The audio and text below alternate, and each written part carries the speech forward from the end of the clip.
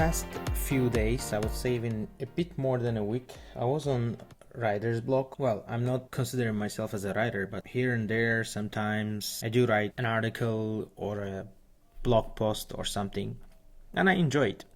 But there was literally nothing. I was trying to walk, exercise, but nothing was really giving me enough inspiration and motivation to write until yesterday. Well, I'm a new driver.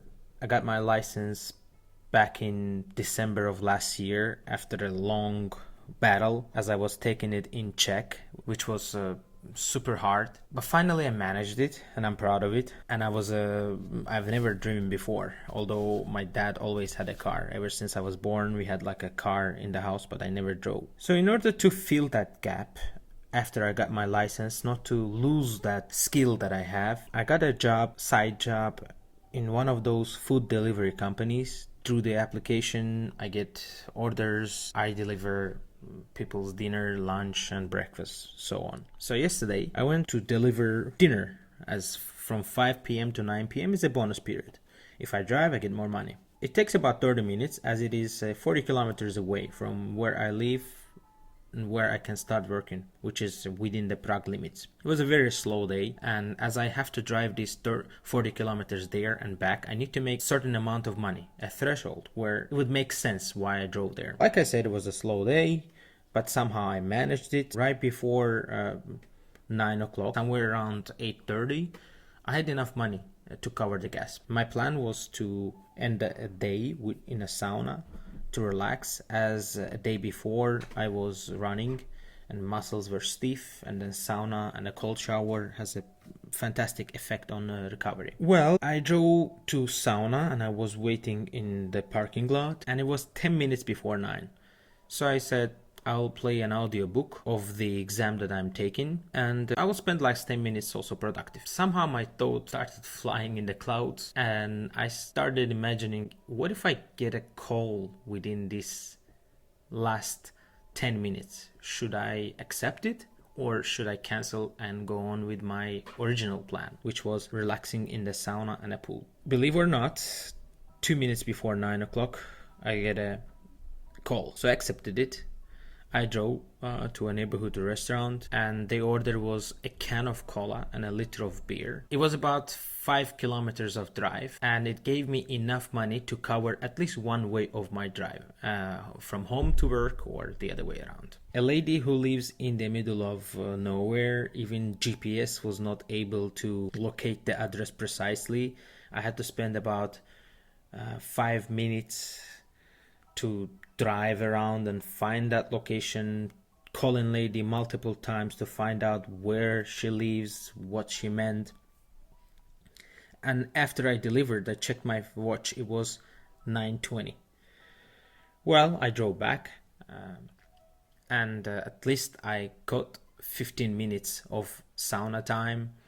It was 15 minutes before closing, so I had a short time, but I managed to have fun as well. Now, looking back at that today with a fresh perspective, I'm thinking I chose to work, to grab that last work, to do one last mile. However, I think majority of the people would have said no to that, and they would have cancelled and went on with their "my son is waking up." I wonder, what is your opinion on this one? I always choose discomfort over a comfort, meaning I would ride a bike, walk, take a bus, and spend 45 minutes to get from point A to B, instead of paying 5 times more and getting home in 10-15 minutes in a taxi drive. Same about the food, or same about the many other things.